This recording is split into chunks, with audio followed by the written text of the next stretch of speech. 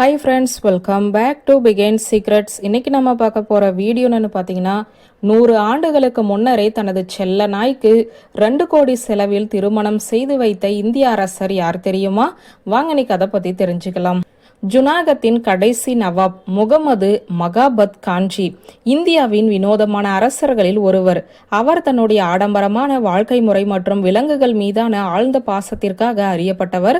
1898 பிறந்த அவர் தன்னுடைய தந்தையின் மரணத்திற்கு பிறகு 1911 அரியணை ஏறினார். அவரது ஆட்சியானது தொடர்ச்சியான ஆடம்பர நிகழ்வுகளால் வரலாற்றில் குறிப்பிட்டுள்ளது. ஆனால் 1922 அவர் தனது அன்பான நாய் ரோஷனாவிற்கு ஏற்பாடு செய்த திருமணத்தை போல ஆடம்பர நிகழ்வு இன்று வரை இந்தியாவில் நடக்கவில்லை.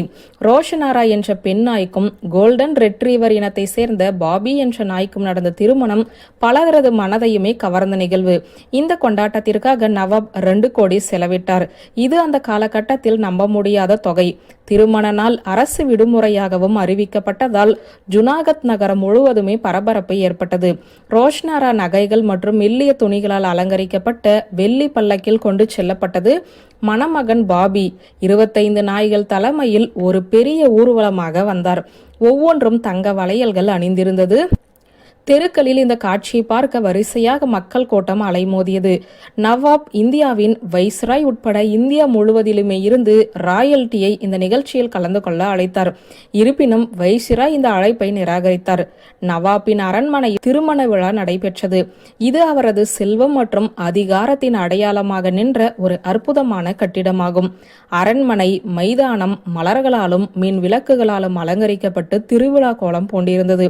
அந்த பகுதியின் சிறந்த சமையல் கலைஞர்களால் தயாரிக்கப்பட்ட உணவுகளுடன் விருந்தினர்களுக்கு ஆடம்பரமான விருந்தும் வழங்கப்பட்டது.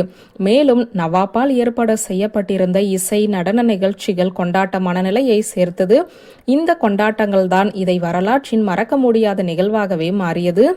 இவர் விலங்குகள் மீதான அன்பு அவரது நாய்களை தாண்டி மற்ற விலங்குகள் மீதுமே தொடர்ந்தது.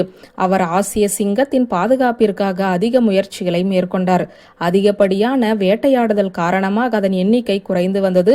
ஜுனாகத்தின் எல்லைக்கு உட்பட்ட கிர்காடு இந்த கம்பீரமான உயிரினங்களின் இருப்பிடமாக இருந்தது. நவாப் அவர்களை பாதுகாக்கும் பொறுப்பையும் ஏற்றுக்கொண்டார். கிர் சரணாலயத்தையுமே நிறுவினார் மற்றும் அவற்றின் நல்வாழ்வை உறுதி செய்வதற்கான நடவடிக்கைகளையுமே செயல்படுத்தினார். இன்றும் கிர் காடுகளில் தொடர்ந்து வசித்து வரும் ஆசிய சிங்கங்களின் எண்ணிக்கையை பாதுகாப்பதில் அவரது முயற்சிகள் குறிப்பிடத்தக்க பங்கை கொண்டிருக்கின்றன. நாய்கள் மீது நவாபின் பாசம் நன்கு அறியப்பட்டது. அவர் நூற்றுக்கணக்கான நாய்களை சொந்தமாக வைத்திருந்தார். ஒவ்வொரு நாயும் அவருடைய குடும்ப உறுப்பினர்களைப் போலவே நடத்தப்பட்டன. அவர்களுக்கு என சொந்த அறைகள், வேலைக்காரர்கள், விசேஷங்களின் போது புத்தாடைகள் அணிந்தன. ரோஷனாரா இறந்தபோது நவாப் தீரா துயரத்தை அடைந்தார். அவர் தனது செல்ல பிராணிகளுடன் பகிர்ந்து கொண்ட ஆழமான பிணைப்பிற்கு இதுவே சான்றாகும். 1947 இந்தியா சுதந்திரம் பெற்ற பிறகு ஜுனாகத் சமஸ்தானம் அரசியல் கொந்தளிப்பை எதிர்கொண்டது. நவாப் ஆரம்பத்தில் பாகிஸ்தானுடன் சேர விரும்பினார். ஆனால் இந்திய ராணுவத்தின் தலையீட்டின் காரணமாக ஜுனாகத் இறுதியில் இந்தியாவுடன் இணைந்தது. முகமது மகாபத் கான்ஜி III பாகிஸ்தானுக்கு தப்பிச் சென்று தனது அன்பான நாய்களை தன்னுடன் அழைத்துச் சென்றார். இருப்பினும் அவர் கவனக்குறைவாக தனது மனைவி மற்றும் ஒரு குழந்தையை விட்டு சென்றார். அவர் தனது வாழ்நாள் முழுவதையுமே கராச்சியில் கழித்தார். அங்கு அவர் 1959 இறந்தார். வியூவர்ஸ், இந்த வீடியோ உங்களுக்கு பிடித்திருந்தால் லைக், கமெண்ட், ஷேர் பண்ணுங்க. நன்றி.